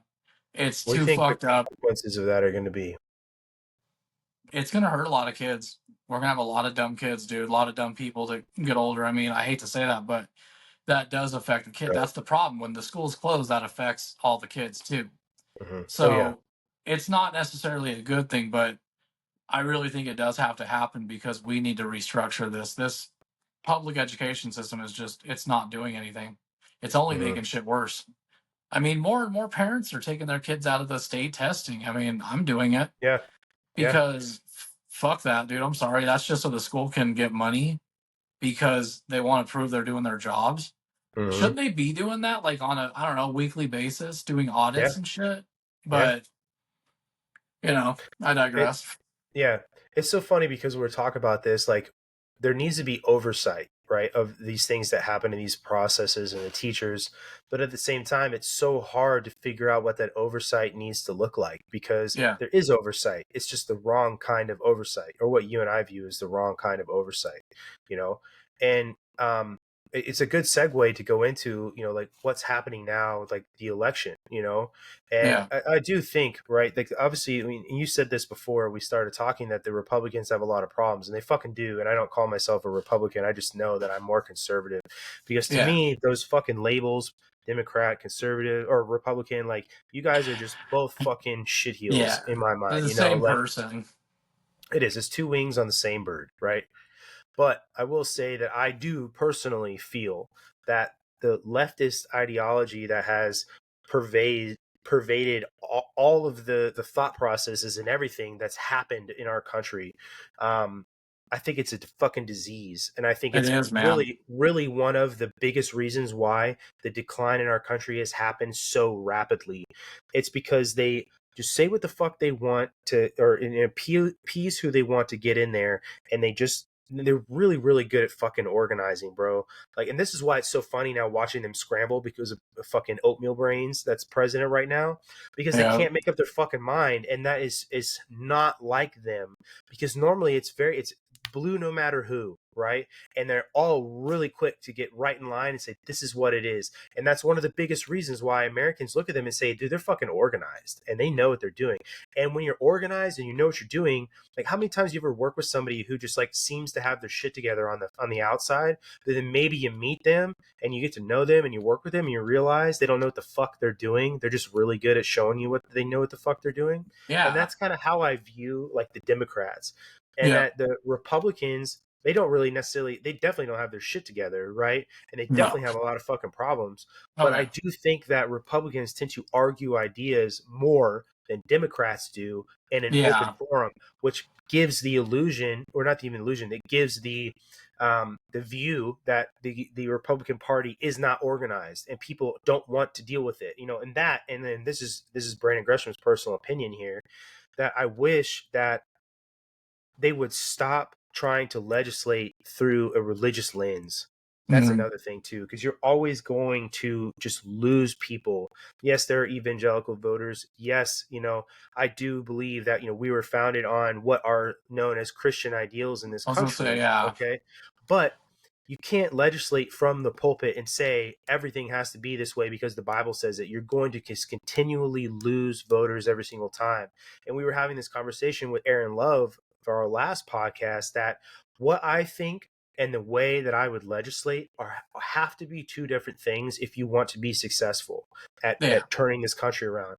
I may think that abortion is bad no matter what, but not everybody does. And if I run on that idea on the docket and say that, then you're going to lose a ton of people, right?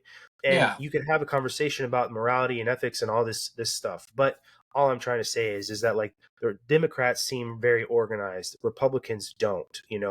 But it's so Yeah. funny seeing them now scramble to try and figure out what the fuck they're going to do, because some of them don't want Biden and some of them are falling in line with him and saying he's fine, everything's fine here. Like it's like the Wizard of Yeah. Oz at the end. He's like, pay no attention to the man behind the curtain, you know. And but do you think that any of this is going to get better if we do get Donald Trump in as president? Do you think any of this is going to get any better, I or mean, you think it's just a show? it's definitely gonna stop our country from falling apart because Mm-hmm. I do believe there are more and more people that they're really just unlabeled. They're a silent majority that are just like, it seems like Trump might be the best option because he's laying out what he's going to do, whereas the other side is laying out how bad the right is. Mm-hmm. You know what I mean? Like Right. Democrats, their power has always been to shit on the right. Mm-hmm. But Republicans' power has always been look what we can do with money, with taxes. Look what we can do to the roads. Look what we can do to communities.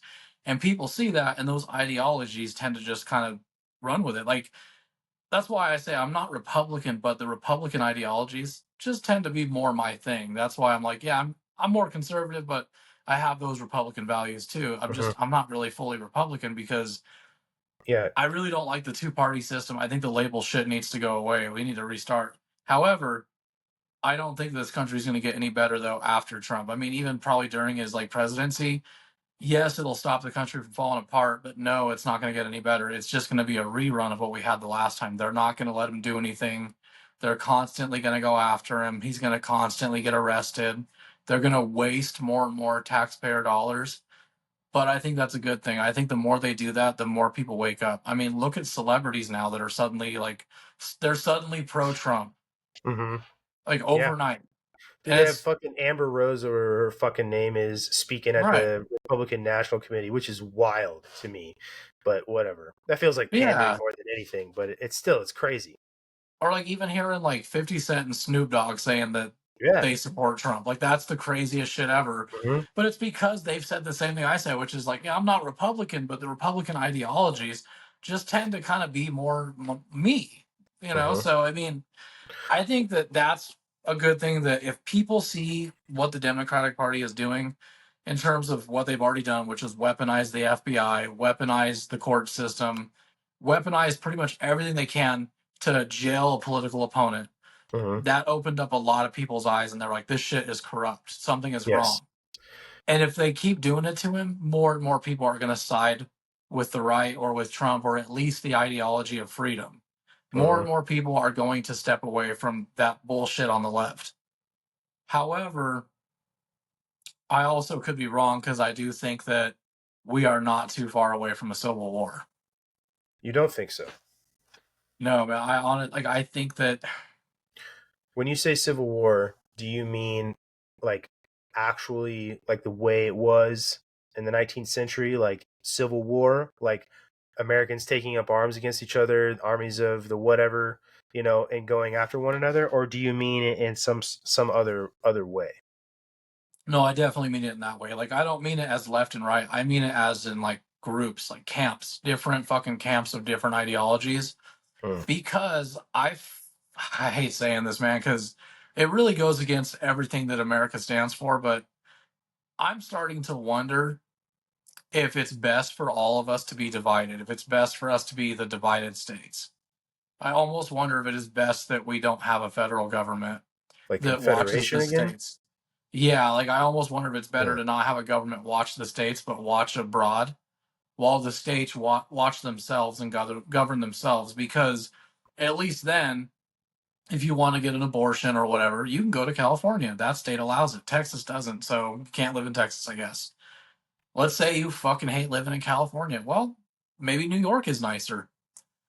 So I think that unfortunately, in a weird way, we're best living off either like as separate states or separate zones or whatever. I mean, but it goes against the very thing that is American. You know what I mean? Like it goes against the foundation of freedom. But I I just think just don't that's think we're mhm, we're not ever going to get along though, man. That's the thing because we'll never achieve world peace for one reason. You can't force people to change. mhm. There are people that are just going to be different, whether it's they're racist or they hate this and that. Like it doesn't matter what you teach, dude. Some people are just going to have different opinions, Yeah, no whether matter it's what, dude. racist or not. So we'll never achieve it. You can't forcing someone to be peaceful. That's a fascist tactic. That's not peaceful. Yeah, good So ideas don't require coercion. yeah, we'll never fucking achieve peace, dude. But I do think, yeah, it'll be like a civil war in the sense that we're all in groups. I don't think it'll be a left versus right thing because years ago it was left and right. I don't think today is really left and right anymore. I think there's different camps, different groups of people that are fighting each other now because you got people that are righties, but they're not Republicans. They're like anti-Trump, anti-conservative, but they're Mhm. somehow right. Same thing on the left. And then you got the hardcore MAGA Republicans, whatever, the QAnons, but then you got your normal Republicans.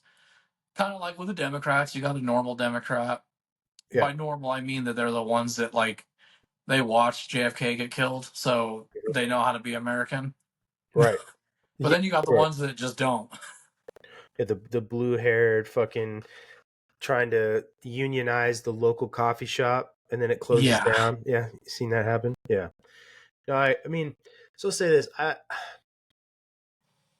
I don't think we'll see a civil war in that regard where you're going to have people like armies of, whatever, the Southeast versus, I don't know, whatever, how that'll get fucking divided because is obviously a much different landscape back in 1862, Um, but I will say this, man. The reason why I don't think so is because I think Americans have become inherently lazy. And I also think that the creature comforts are still really good. Yeah. And that's why people have not, revolted, right? Like I saw that floating around a lot recently with 4th of July. It's like you're out there paying more taxes on the fireworks you're shooting off in the air than the American colonists were taxed. They went to war over, and it's ironic, and which is true, it's because everything else is so good. You can still sit down on your couch in your air conditioning house and watch Netflix or Hulu or whatever you want to fucking watch. And you can Yeah. still go to the grocery store even though you're paying more money than you were before. You could still drive to your buddy's house or you can still drive to fucking Applebee's or whatever. The creature comforts are still there. There's not people aren't suffering enough to take to the streets or suffering enough, and there's not enough tangible evidence that this specific group of people is the problem. Yes, there is, but not like in a American to American sort of way. Like there are groups of Americans and different organizations that I would love to just see the shit kicked out of them in the middle of the fucking street, for sure. And I could see like guerrilla style stuff happening. Um, more than I could see, another Lee or another Grant leading an army of the Republic of Virginia versus, the army Right. of the, the Pacific or Pennsylvania or whatever, but I do think it's interesting. You see, there's a lot of people moving now, Yeah. right? And they're moving to where those ideas are more in line with their personal beliefs.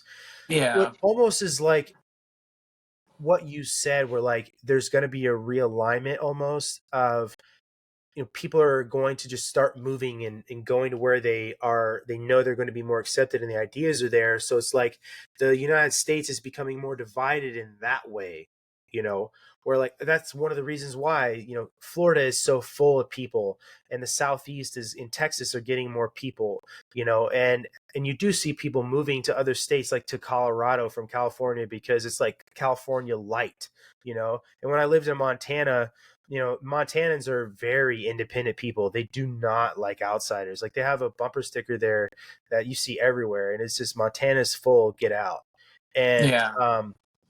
but even then, like a lot of Californians moved to Montana because it's still on the West Coast, Yeah. and or near the West Coast, and but you're going to see that divide become even greater, is what I'm trying to say, because people are moving around more, and you're going to see those like um, uh, echo chambers online become echo chambers in communities in in a Yeah. broader sense. So like I could see something like that where it's the United States of the Southeast or whatever. Like, I know that's a shitty name. Like maybe you'd come up with something fucking cooler if that was really going to happen. You know what I mean?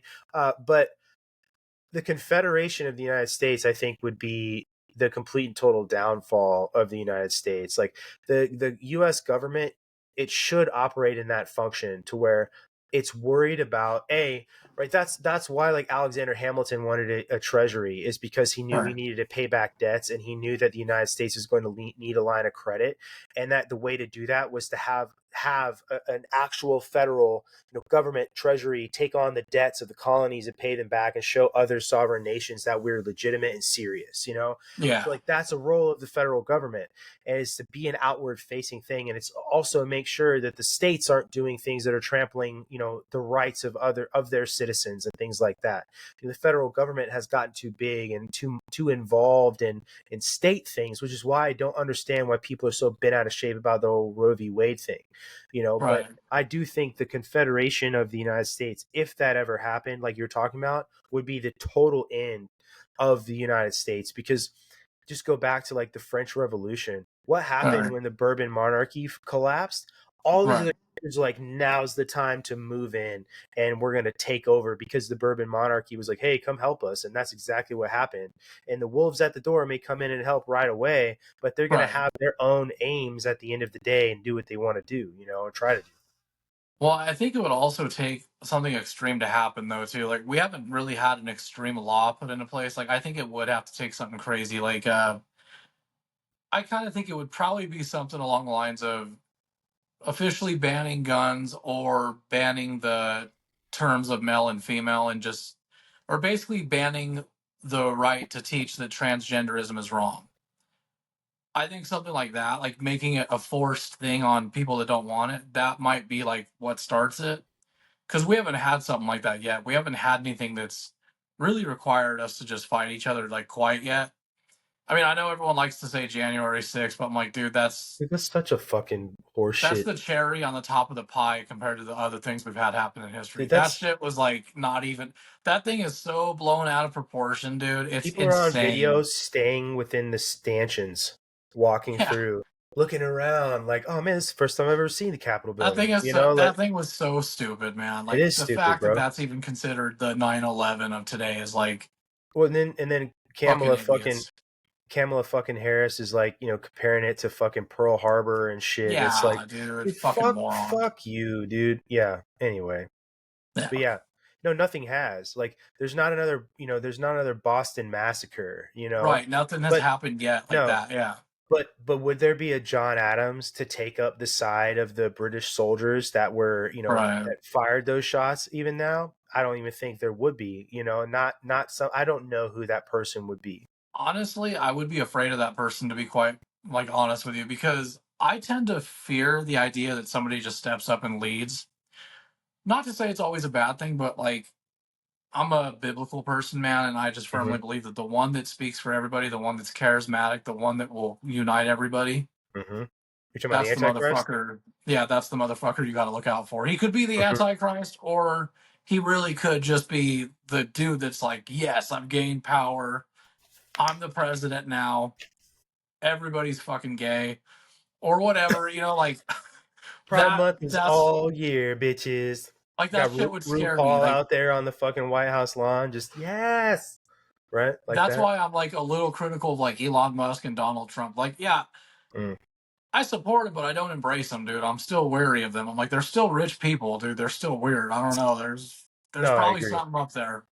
Yeah, if you are idolizing a politician, you're the same kind of person who thinks the stripper actually likes you. Like Yeah, it's stupid, You're the kind of guy that goes to McDonald's for a salad. Like you're a fucking idiot, if that's you. right. And but no, it yeah, I don't think I'm trying to yeah, definitely if they came down a federal ban on weapons like guns Right. like that, I think for a lot of people would be it. I do know that there are a lot of people who would just capitulate because they're afraid of the violence that you would have to do to prevent something like that from happening. Yeah, dude. I know But there people that would are be people, preparing dude, for that. right? And there would be people who would fucking take off into the fucking sticks, you know, Yeah. Bundy Some Ranch, Red Dawn fucking yeah, shit. dude, yeah, absolutely, Wolverines, dude, and there are people like that, and I think that those people would, go enact some sort of guerrilla style, you know, Right.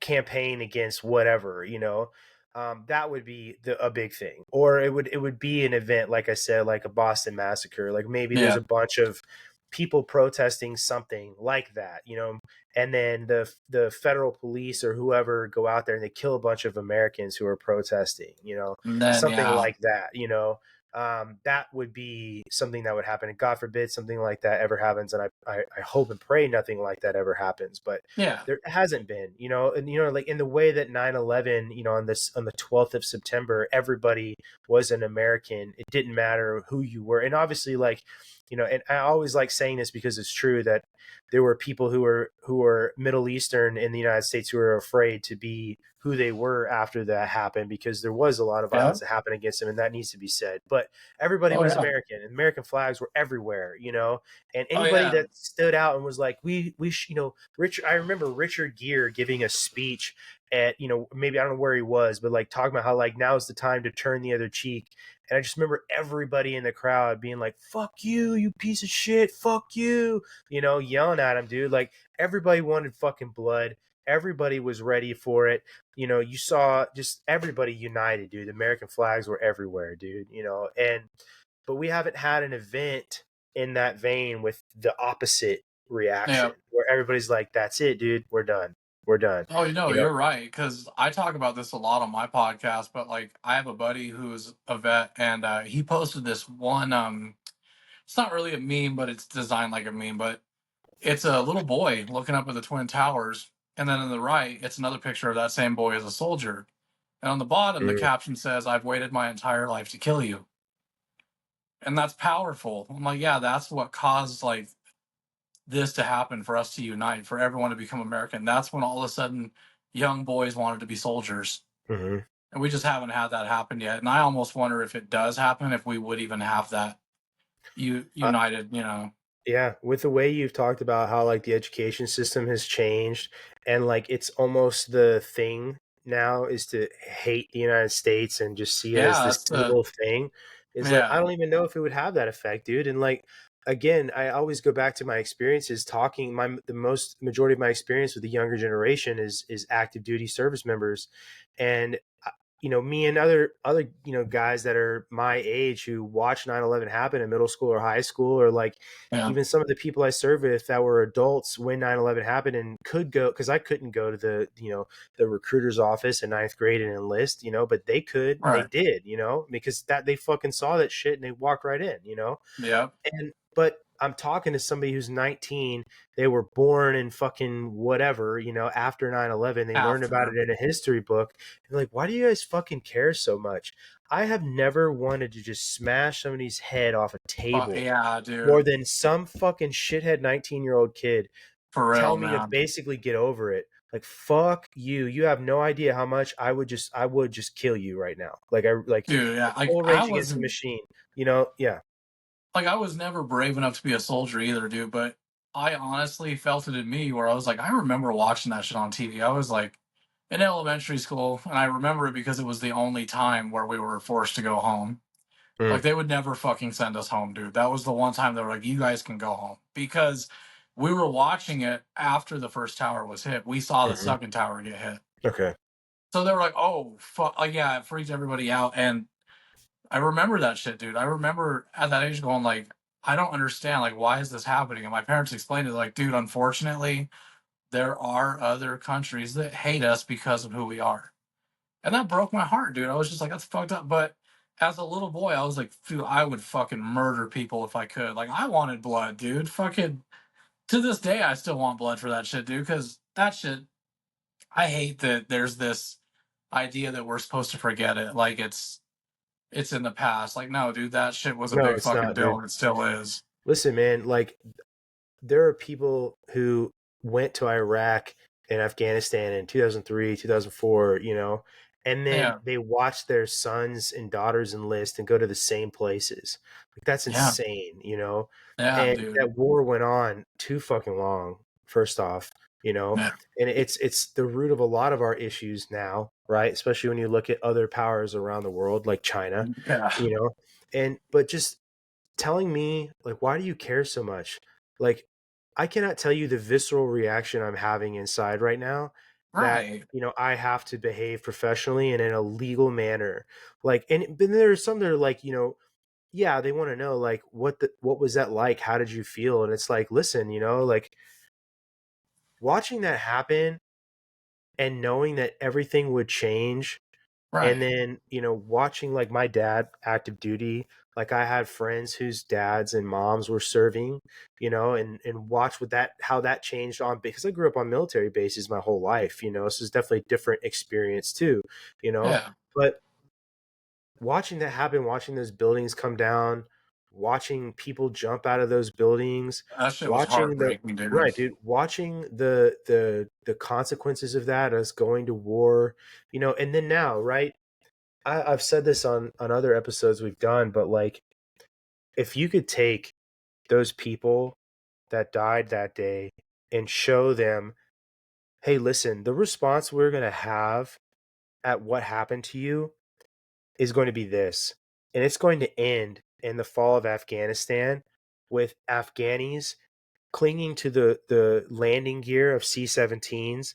It's going to end with women handing their babies over barbed wire fences to Marines. It's Begging going them to to take end them. right. It's going to end with 13 service members getting blown up and killed at Abbey Gate. It's going to end this way. This is what it looks like. It's Yeah, disgusting dude. to me. To me, it's just so disgusting. Okay, It's a tragic story, it is. dude. It is, dude. It's like not you, but like proverbially, right? Like you guys did not do them the service that they are owed for what happened to them. Like, as that ninth grader, 14-year-old looking at that, thinking like, we've got all the fucking right in the world to just go and, like Toby Keith said, right? We'll put a boot in your ass, right? We have all the right in the world to go fucking do this right now. And then to realize like, H Kaya is how that ended. Like, that's fucking crazy to me, man. Like, how not what I expected it to. It's, you ever read the Albert? You know who Albert Camus is? Yeah. You ever read his book, the Sisyphus? You know what I'm talking about? If you know Yeah. who Sisyphus is from Greek mythology, right? Pushing the boulder up the hill all the time. It's like this allegory on what you think that you're going to get in the world and then what you actually get, right? Yeah. The ordered chaos. That's what happened. For 20 years, we pushed a boulder up a hill every day, and then every night it rolled back to the bottom, and we kept Yeah. pushing it up the hill in the morning with this expectation, never realizing the reality of it every day. And I know Yeah. that the whole lesson in Sisyphus is to learn to love the struggle, but the idea behind what you think the world is going to be and what the world actually gives you is so different. And that's the lesson here, is that we all had this idea after 9/11 of what was going to happen, and then the Right. lies we were all told, the people who died subsequently, and war in Afghanistan, Iraq, Syria, all over the fucking world for this country, for those people at in New York City, and there in the field in Pennsylvania, and there in Washington D.C. at the Pentagon, right? This is Yeah. how it ends. It's just, I don't know, I could talk about it for hours, and I feel like you Right. probably could too. And that's what I'm trying to say is like, it's visceral to somebody to say to me it doesn't matter. Like, just the Yeah. biggest fuck you in the world. Right. Right. Anyway. Oh shit! I hate to cut out on you loose, man, but I can hear a little man crying already. No, you're good, dude. Thanks. Duty Thank you for. calls, man. You're good, bro. Thank you for coming on with us, man. Like, if you guys want to know where to find Great Girth, you can listen to the beginning of this podcast, so you can give a shout out again where they can find you, on Instagram and all your sources real fast here for everybody. Oh yeah, you can find us on YouTube and Rumble, Instagram, Facebook, all those. It's going to be at the Great Girth Podcast. We're also on Twitter, TikTok, Hmm. X. We are on Spotify and Apple. I think I mentioned we're on Pandora as well. But if you want to get in Hmm. contact with us and Didn't know Pandora either was still a chat, thing. I know, dude. But if you want to talk with us, chat, or maybe talk some shit, you can find us on Instagram. That's the home base. That's at the Great Girth Podcast. And thanks again, man, for having me on. Yeah, dude. I hope you guys come on again. Thanks for doing this whole venture with us with the Common Sense Network. And next time we talk, maybe we could get all the boys online and have a bigger Oh yeah. conversation. So, but I appreciate you, bro. And this has been another episode of I Came with Fire podcast. And you guys have a good night.